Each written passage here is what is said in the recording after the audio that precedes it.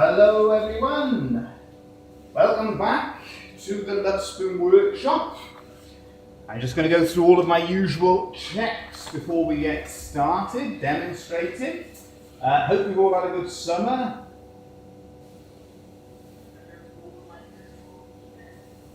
There we are, seems to be working. Right, yeah, just to explain as well what's happening. We got the live stream today, and then we got a wedding next week back in Spain, so we're going to be back out there, and we're going to be attending that, so there'll be no live stream next Monday, but hopefully from there it'll be clear all the way and we'll have some consistent live streams back on the channel. So that is the plan.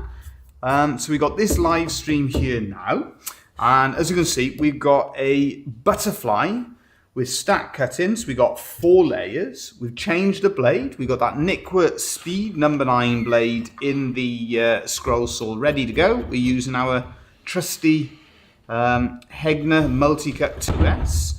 We've sanded the bottom to get it nice and flat to make it easier to cut out. And as we would normally do, we're going to do all of our pierce work first of all, and then afterwards we will cut the surround. Thomas the woodcarver's just coming through. He's had to climb over the benches. Oh, we got Sawyer Rob, hello there. And we got Midnight Scroller as well. Hello there, hello both. Thank you for joining us.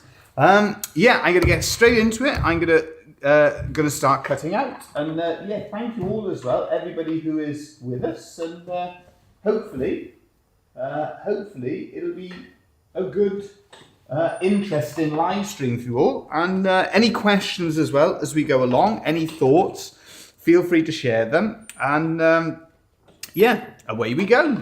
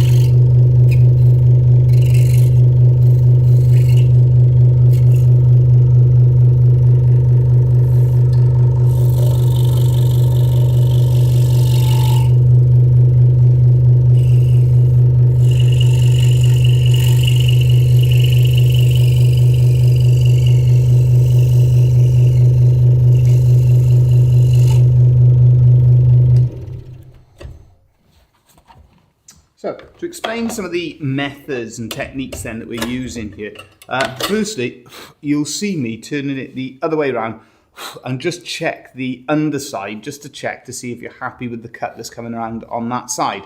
What I will say is, so far we've gone higher up there on the back than on there, so I'm just going to go back around there just to increase the size of that part of the heart. So it's just a simple way of doing it. Also as well, the reason I check on the back is we try to get our drill holes as close to being square on and perfect as possible, but it is, you know, we are cutting out on the scroll saw by hand, so it's never absolutely perfect. So we'll just go back over that and try and make that a little bit better. We're always trying to cover over those drill holes. Checking, Dave. What is holding the stack of wood together so it doesn't shift? Yeah, good question. We use this little bit of super glue. You'll see it's actually coloured super glue. It's Starbond super glue, and if you check out a number of our videos, check out some of the other videos we got. There's a discount code, 10% off. So yeah, if you are going to buy any of their stuff, use the discount code, so it'll you'll get a better price. But you can see it's a black super glue, and that's how I stick it together, is just put a few little dots on there, and that basically... Before you do that, Dave, yeah. Can you just check it's square? it's square? Yeah, I mean, that's another little tip for you all, is to basically put the tension on, make sure everything's lined up, and then check that the machine is actually running square. It's interesting because on this Hegner, there's a guide underneath. We don't actually use the guide. The square both ways. What's that? Turn the square as well around the other way. Yeah, will do. Yeah, will do. Was it out at all? A fraction, yeah. Because what happens, especially if you're cutting a bigger piece of wood, it was a fraction out. It was out enough to make a difference. I'll tell you what I'll do. As always, I'll just get a second opinion on it. Do you want to check that for me? Can you see that over my shoulder? Does that look square to you now? Just give it a tap on the right hand side. You reckon on I can't see from there now. Move the square a bit further back. Here we are. So having your scroll saw square, you know, if you're cutting... Yeah, I would just... You reckon? Personally, I would just give it a... No, don't... I thought you tightened it. No. I thought you tightened it. So we just get that... Right, now I tighten it at that. That there, for me, that is square. So Right, yeah. check it the other way around as well, just to double check now. Double check it. You make that square as well? God, my eyes are getting terrible there. Yeah, that's pretty good. Yeah. I make that square. And so, having your scroll saw square, if you're cutting something straight down like this one, yeah, it does make a difference. So that's one way of doing it, is to use the set square. Because there is a guide on the bottom of this, but we find it's a fraction out, so we use a set square instead. The other thing here yeah, is not to force the saw. Because when you've got a snap cut like that... Yeah, I mean, we're pushing the saw to its limit here. Well, the blade, we're pushing the blade, you know, right to its limit. I was 50-50, I was umming and ahhing whether to only stack it to 3 layers, but in the end I decided we'll have a go and try and get 4 out at the same time. Right, we're going to sort this one out, and then we move across to the other side, and we'll cut out all the little bits of detail on the butterfly, and then we'll cut that surround as well. And as we said, any questions or thoughts, share them with us.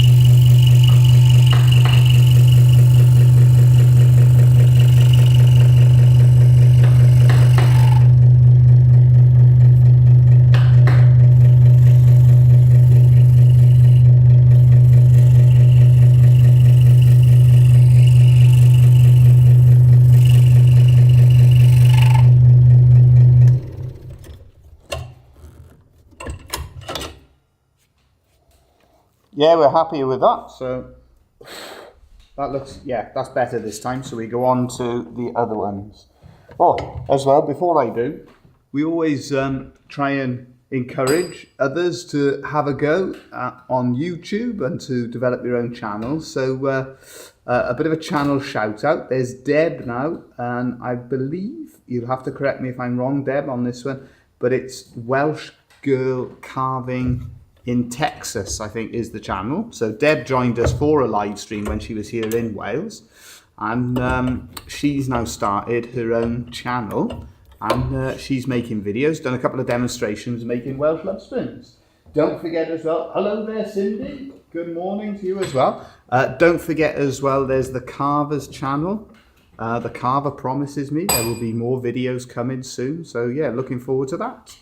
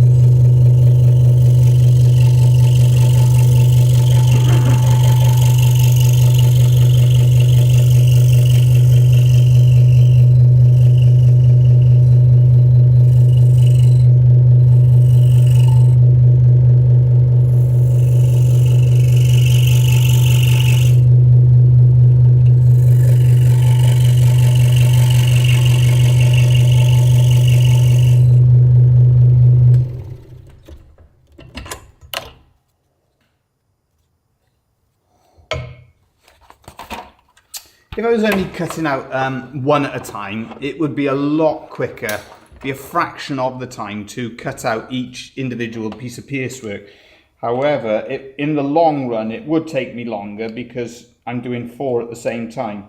So if anyone's watching and thinking, wow, that's a little bit slower than you'd scroll saw yourself, yeah, it's a little bit slower than if I was only scroll sawing 1 out at a time.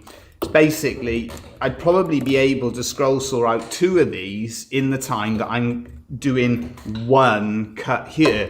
But the benefit of it is that I'm getting 4 at the same time. There's another advantage as well, there. Yeah. You're using more of the blade.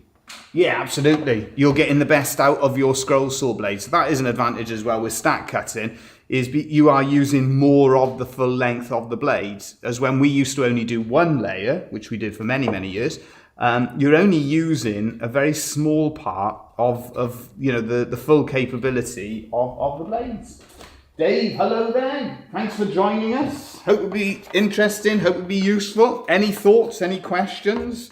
Get them into us, and if we can help with anything, we'll have to do at the end of this Thomas the Woodcarver's tip of the day. That'll be a useful one. You'll have to get thinking. What's your tip of the day for everyone? Tip of the day. There we go. While you're thinking, I'll carry on scrolling. Tip or tipple?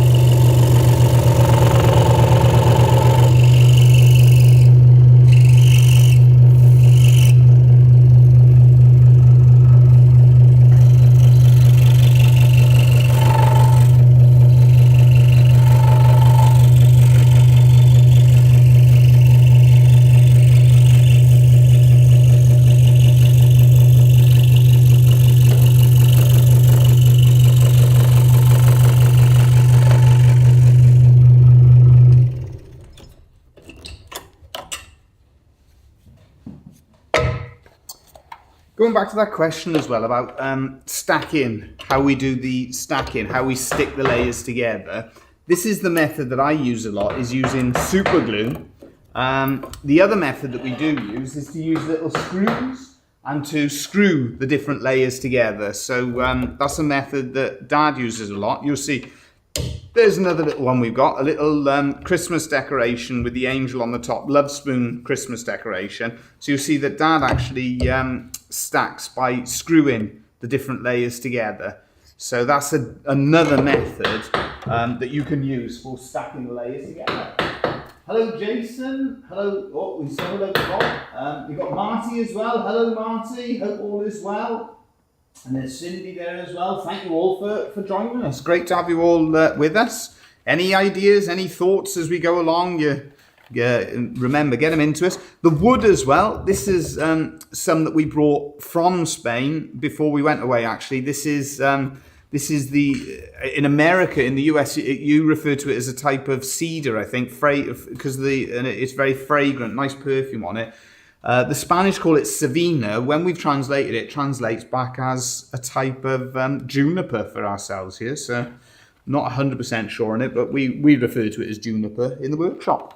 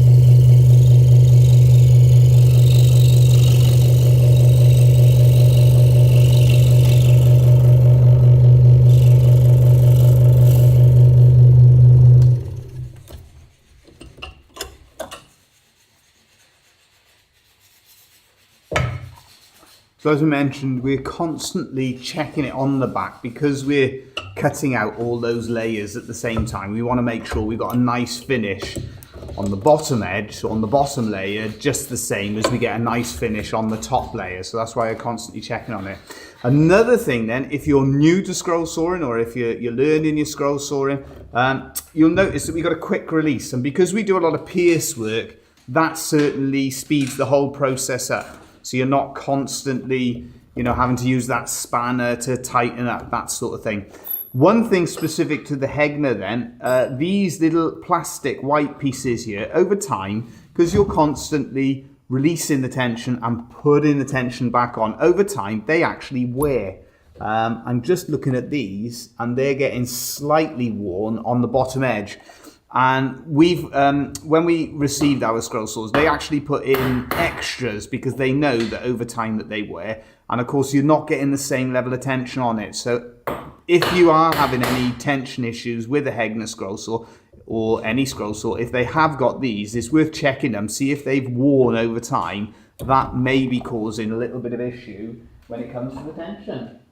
Right, where do you get the blades from in the UK? I want to buy a full range of blades. I'm struggling to get them in the Black Country. Okie dokie, yeah, good question. Would you mind showing the pattern again? Yeah, I mean, basically, it is what it is. You can see the it's a butterfly. And when we finish cutting out, Cindy, you'll see it on there. It's also as well for anyone who wants to have a go at making this. I'm pretty sure. Well, a lot of our designs, they're on our website. I'm pretty sure this is on there. If it isn't, you can always drop me an email and I can sort out something when it comes to a pattern. But most of our patterns we put up on there. Right, scroll saw blades. Yeah, good question.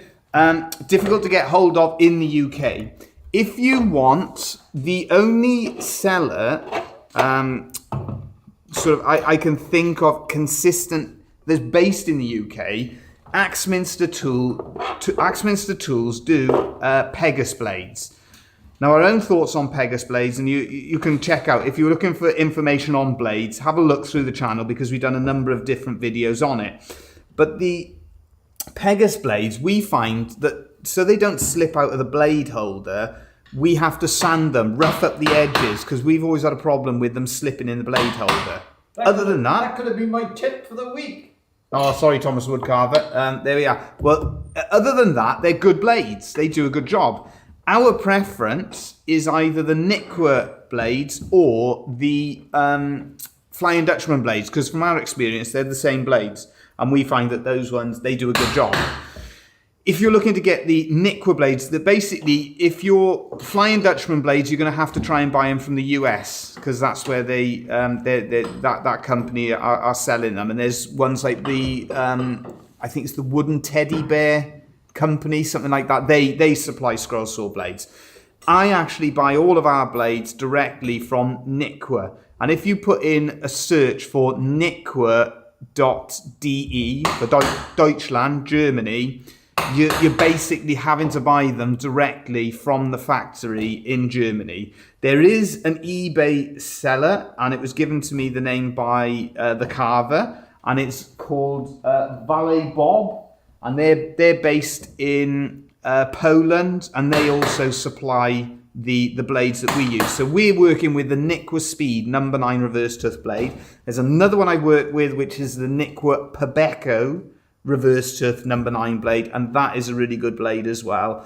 But those are the ones that we recommend, and you can get all the different number ones, but the one that we tend to always come back to is that Nikwa Speed, and at the moment we're buying them directly from the factory in Germany. But put in a search for Nikwa.de on Google and it should come up.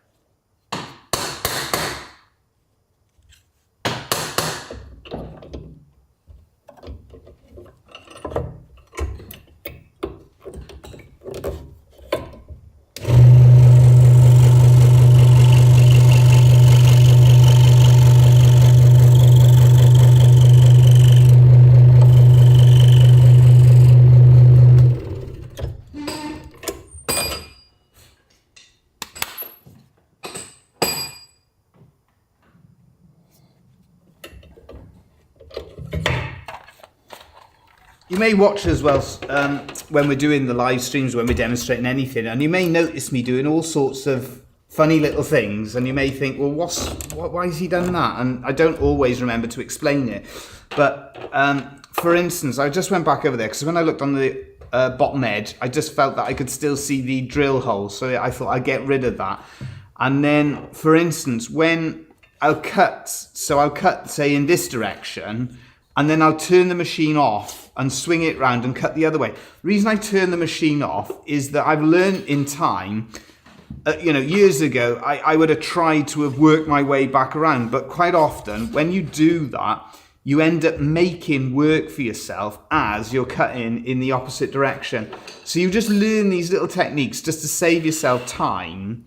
Fine, it takes a bit of time where you turn the machine on and off again, but it saves you time where you don't end up having to do extra cutting to cover up a little tooth mark that you caused by doing it. Can you speak about protective gear? Of course we can, yeah. Right, in terms of the protective gear, it's not the loudest machine, the scroll saw. It's not the quietest at the same time as well. But because quite often when I'm using the scroll saw, I'm working with like belt sanders and the bandsaw as well. So I tend to put ear defenders on, and it just protects you then, for whatever machine you're working on. So I use ear defenders. I got this mask, and this mask as well, you can get a visor with it. Now, this is a Trend mask, and Trend in their wisdom decided to discontinue it, and it's a brilliant mask. However, there are alternatives. The main thing is that this blower, and I know you can have systems where you can, like this machine here, you can rig it up with a dust extractor. There's a dust extractor outlet on this, and so you can have it sucking the dust away. I've always used, though, the blower, but the weakness with this design, and they have changed it, on Dad's machine, he's got like a purple hose that points more to the side, so it blows the dust away from you. Mine blows it directly at me, and I'm sitting quite close to where I'm scroll sawing. I like to have a really good close view. Don't know if you can see me, but I am literally right there. I'm back a bit further. I'm exaggerating it, but I have that then protecting me because there's a lot of dust being blown directly at me. The visor then I bought as an extra. I used to use goggles. I've still got goggles here, and it is just to protect. The main thing is to protect you from is if, in the very unlikely event, a blade shatters, a bit of metal can fly anywhere, and you've got to look after your eyes. So that is why I recommend either having goggles, safety glasses, or a visor as a really important bit of kit. So yeah, that is the sort of protective stuff. We do a lot of wood carving. We're going to have to wear gloves for wood carving, but we secure everything in a vise and we cut away from ourselves. So the answer is no, because you lose your sense of touch. Other things then, I've got a jacket on here, and this is more when I'm working with the belt sander. This jacket has got these toggle type things. What I've actually done on all of my jackets is cut all of them away because they tend to be quite long on a lot of the jackets. And for me, there's always a chance, and we've got really powerful belt sanders, and I'm always a bit worried about them getting caught in the belt and then pulling, they're literally going to pull you towards the belt. So I always cut off anything like that. And then anything like jewellery, I just don't use anything like that at all. Scroll saw, C-arm or parallel arm, which is better? Ooh, now we're getting into stuff. Well, basically, right, when we get to the different designs, I mean this, the Hegner design, the reason we stick with it and the reason that we're it's brilliant. It's simple, it's low maintenance. If things do go wrong, they've got a replacement part for all of it. So, this system, there's only one pivot, and that's on the back. The motor connects directly to that bottom arm, and it just does the job. And it gives you a really good quality finish. So I'm not going to sort of get into the whole realms of saying, oh, you know, this is better than that. But for me, personally, we never look at any other scroll saw, and there we are. I'm saying the wrong things now, isn't it? I'm getting rid of our opportunities as a channel for being sponsored by one of the big scroll saw makers. I got no affiliation with Hegner. We've had a Hegner scroll saw for over 20 years. It just does the job, and that's all we want from it. It gives you a quality cut. It's reliable. If it broke in this demonstration, I know that would be hilarious, but it's worked for over 20 years, and it's just done the job for us. So, and we've got two of them. We got two of them, yeah, and they're in daily use, here at our workshop, and they have made us so many items, so many items that we've made, thousands and thousands and thousands of items we've made with these scroll saws. We have had to renew parts on it. Yeah, we've had things broken, but that is one of the beauties with it. I mean, there we are. There's if you can just see that over the top of what I'm cutting. That's the capacitor, and that's blown on both of our scroll saws. Contact Hegner, and they'll send a replacement part. I broke this one. I snapped. There's a plastic piece that, if you look, that you'll see it just go up. They're not cheap. No, and they're not cheap. And the parts, are not. The replacement parts are not cheap, but we can only speak from how we've experienced them, and this one has paid for itself hundreds of times over, really, isn't it? Definitely. And so, and that's the thing. You could be unlucky with a machine and maybe not have that experience, but I do highly recommend this simple design. I know a lot of the newer ones, they got a lot of other pivot points, and they're bigger machines. Great if they do the job for you. I'm not going to say that they're not good scroll saws. I'm sure they're fantastic. But from our experience, this one, Hegner Multicut 2S, fantastic machine. And there's different variations. But there's about 3 or 4 Hegners, and they're all based on the same design. There's one other, and it's their most expensive. And to be honest with you, when I spoke to them about it, they were... How can I explain? If you've got what you're using and you're happy with it, great. Don't change it. No, and these ones, as I said, if this broke today, I'd buy another one and carry on with it.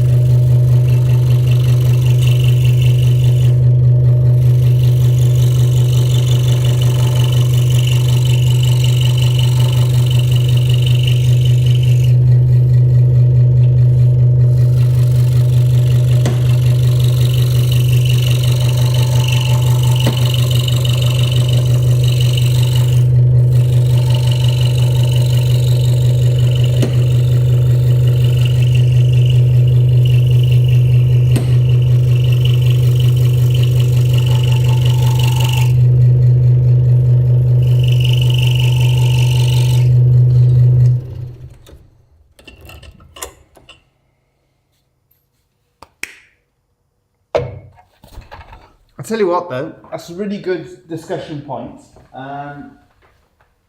Somebody deleted something. Thank you very much for the answer. I think it's better to choose a European brand in case I need help with spare parts. What I would say, right, when it comes to it, if it all depends where are you in terms of your sort of, for want of a better word, where are you on your journey? If you're starting out and you're not sure and you're getting into it, the this is a, you know, it's a professional. I mean, I don't think they class it as a professional machine, but regardless of whether they do, you can use it every day. You can pick these up second hand, and they do a really good job. Now, I would imagine, and I've never used any of the entry-level machines, and it's something I'd like to do on the channel, is to get an entry-level machine and to go through the sort of pros and cons with it. One of the biggest influences and one of the biggest factors when it comes to the scroll saw at the end of the day is actually the blade.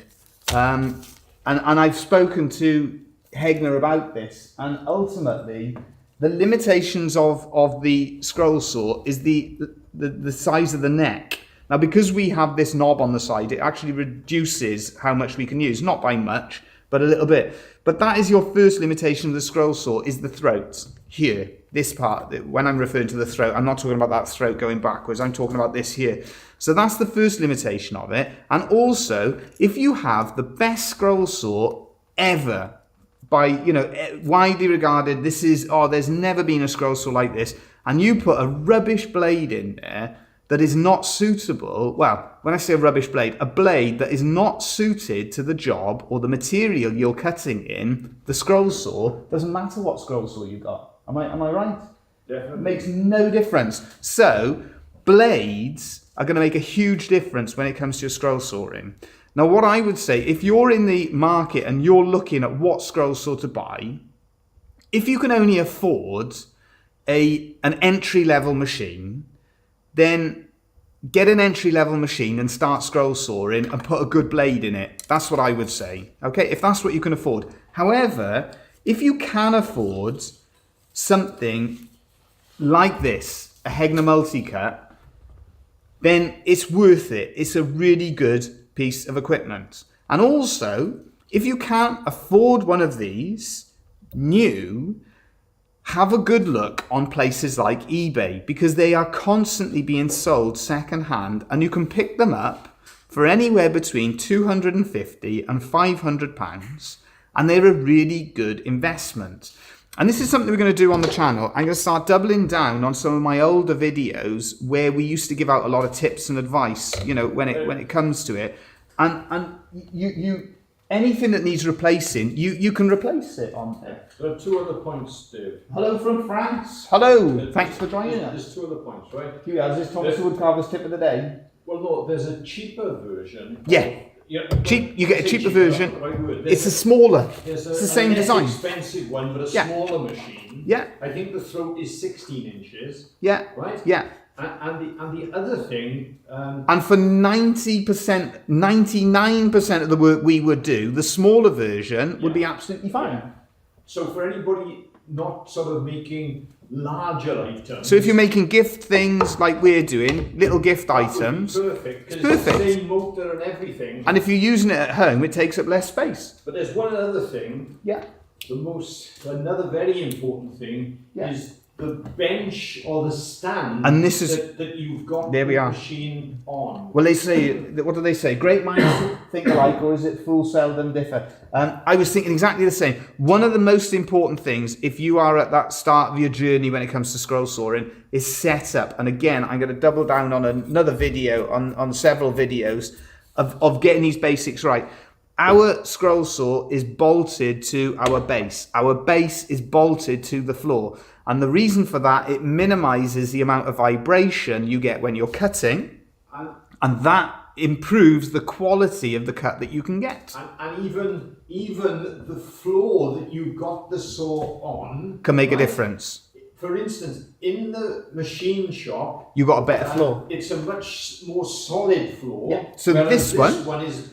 Now, I've got this set up. I got basically this set up for filming and for demonstrating to show everybody. However, I don't like the floor in here for what I'm doing because it's slightly springy and it sometimes comes out on the recording and it sometimes can come out. It doesn't affect me massively on the scroll sawing, but it's not ideal. So if you can have it on a concrete floor, for instance, solid floor, that is preferable, and bolt it to the floor and bolt the machine to the base. Yeah. So having your setup right, because it's one of those things, and we share what we do, and we share our own experiences. And there's loads, you know, everything in life. There's loads of different opinions, and certain things we say you may not agree with.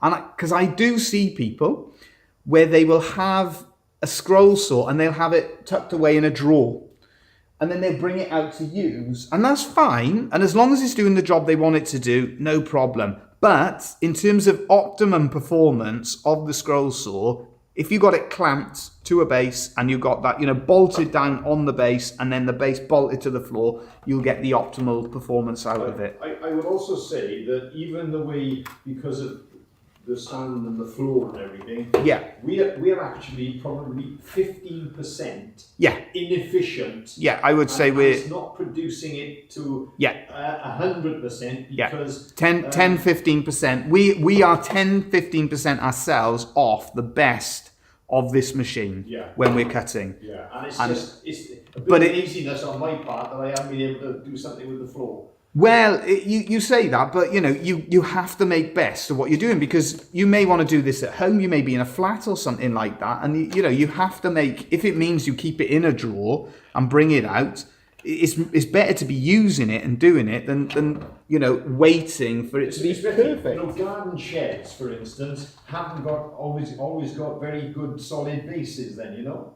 So we got that. That's your skill set with an entry level saw will outshine a top of the line saw in the hands of a novice. Exactly. Yeah, spot on. Totally agree with it. You know, an entry level machine, the right entry level machine, it can be like, I give the comparison. We do filming, we do YouTube. I was always interested in having a go at doing that sort of thing, and I started off with an entry level camera. It was the best bit of kit that I ever bought when it comes to filming and photography, because I learnt about filming and photography. Now, the camera I use now is vastly superior. It's got this eye tracking, all singing, all dancing. If I'd have started on this camera, the things that I wouldn't have learnt would have been significant. So, you know, entry-level machines, they definitely have their place. And if that is where your budget is, then go with that to get started and work towards a better machine. As I said, though, if you can afford a second-hand one of these, they're absolutely brilliant.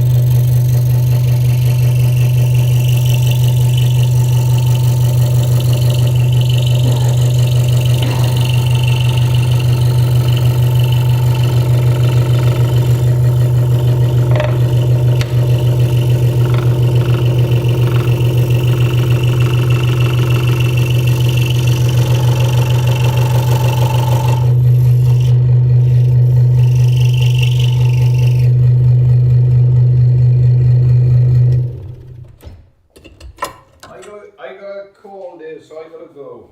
All the best to everybody. Thank you again, Thomas Woodcarver. Okay, I think you're away again next week now, dear. So We are indeed. All the best for everyone.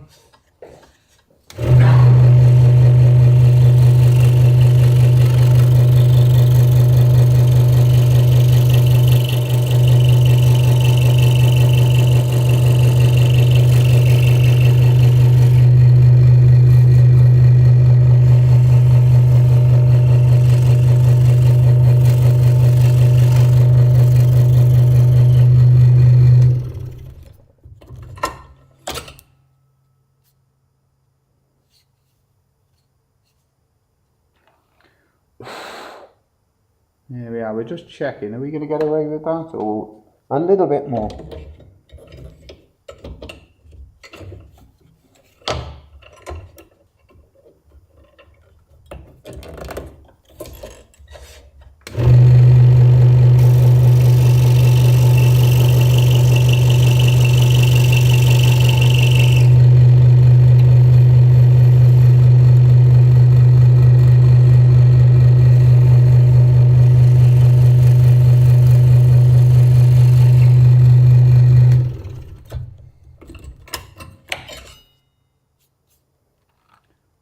There we are, and that just cleans up that little piece. Right, so now we're done that, all of that pierce work, and that's the order that I always, as much as possible, work in. Get all of that pierce work done first of all. We can then go on to cutting out the surrounds.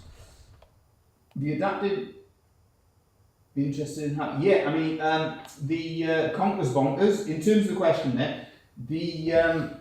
This one here, basically what we've done is because the clamp, the quick release clamp that Hegner do, is too small for our hands. So what we've done is we've just cut out a piece of, I'm looking at it, it's either, what is that?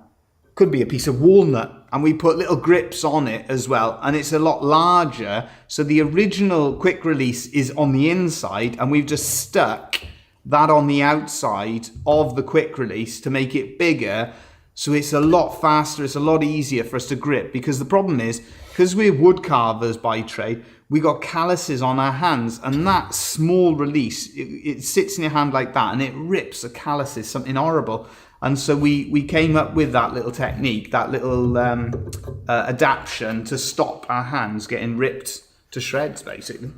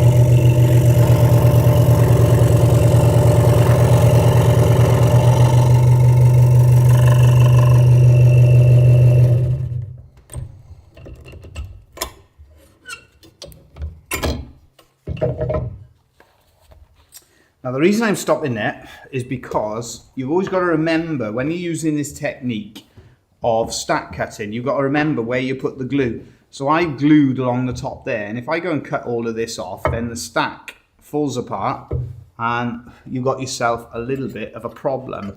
Also, I'm starting to have to work a little bit harder, so just in case that blade is a bit worn, I'm going to change it over. It'll save me more work in the long run. Changing that blade over, I can put it one side and use it again on a slightly thinner cut, an easier cut, and continue using it. But for the sake of saving as much work as possible, I'm just going to change that blade over at this stage to finish off cutting out the surrounds. Oh, the carver's with us. Hello there. How are you doing? Hope all is good with you.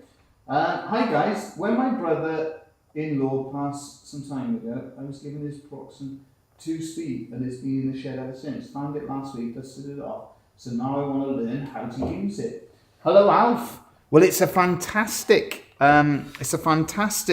piece of equipment to use, and there's so many things that you can do with it. Some of the techniques. So, for instance, one thing I don't always explain is that when you're scroll sawing, you need to keep that downward pressure on as that blade is going up and down. So you're sort of guiding with one hand, clamping with the other hand. You want a good blade in it, good quality scroll saw blade, and we were saying about the setup, having it clamped to the base, that sort of thing. So yeah, great bit of kit, so many things that you can make. If you're looking for some patterns, we got loads on the website for free, so you're more than welcome. And anybody else who want to print anything off, it's on the website on our scroll sawing page. Check out the link on some of our other videos in the description. You'll see all sorts of different videos, and the link is there for everybody to use.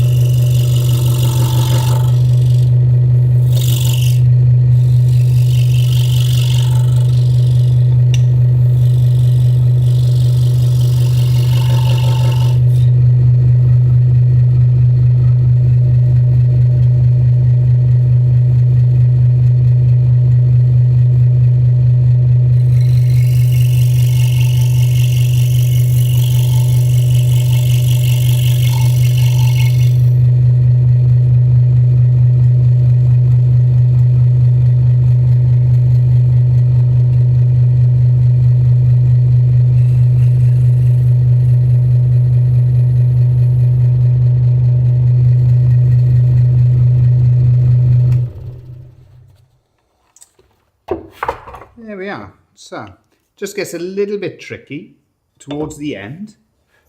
And we got a little bit of work on these bottom layers because once that super glue comes away and releases, then it's more difficult to, you know, you're trying to keep those stacks together and then they're released from one another.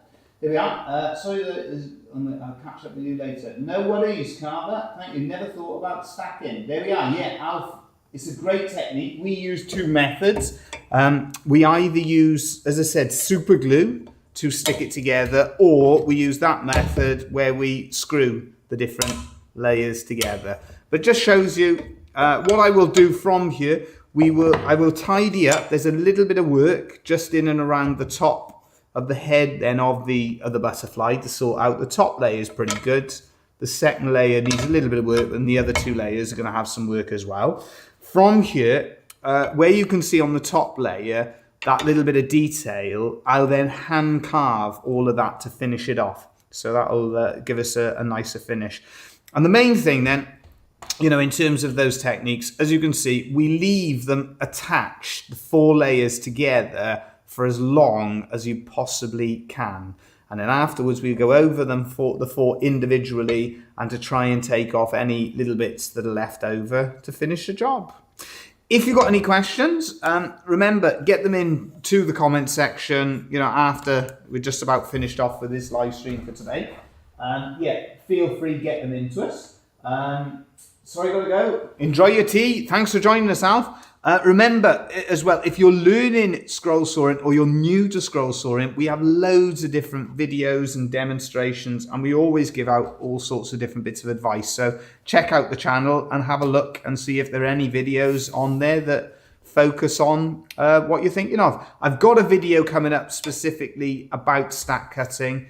And as I said, I'm going to do some new videos where we focus on some of the more basic things, as well as demonstrating how to make different things. Thank you for joining us. We're away next Monday, so apologies, I will be missing that one. And then hopefully from the following week, then things will settle back down. Thanks again, and we hope you all have a great week.